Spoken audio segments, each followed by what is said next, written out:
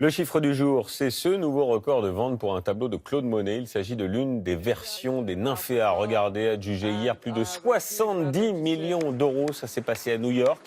La plus connue est exposée, vous le savez peut-être, au musée de l'Orangerie à Paris. Elle attire chaque année plus de 900 000 visiteurs. Alors pourquoi une telle fascination? Comment est né ce chef-d'œuvre dans la tête du peintre? C'est le choix du 20h. Il est signé Marie Berrurier et Valérie Lucas. Ce tableau circulaire de 100 mètres de long, ce sont les nénuphars les plus célèbres de l'histoire de la peinture. Pour admirer les nymphéas, on vient des 4 coins du monde.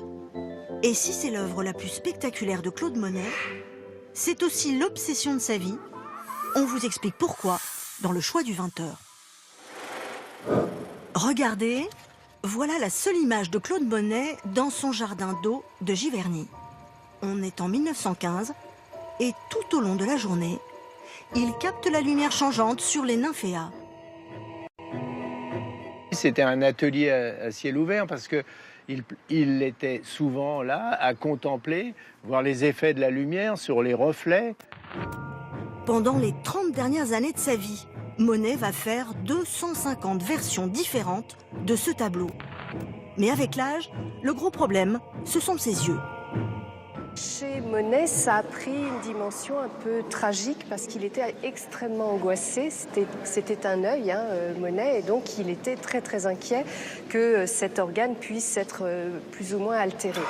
D'ailleurs, regardez, en quelques années avec la cataracte, la peinture de Monet va perdre de sa netteté. Pourtant, à presque 80 ans, Monet va accomplir son dernier rêve. Au musée de l'Orangerie, il va inventer un lieu artistique unique.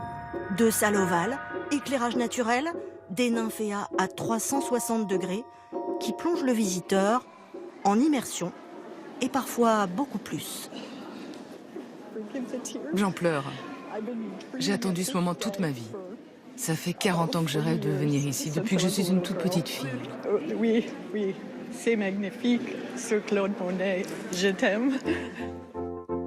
Avec ses fleurs un peu floues, Monet sera mal compris, critiqué. Pourtant, l'air de rien, le dernier des impressionnistes vient déjà d'inventer l'abstraction.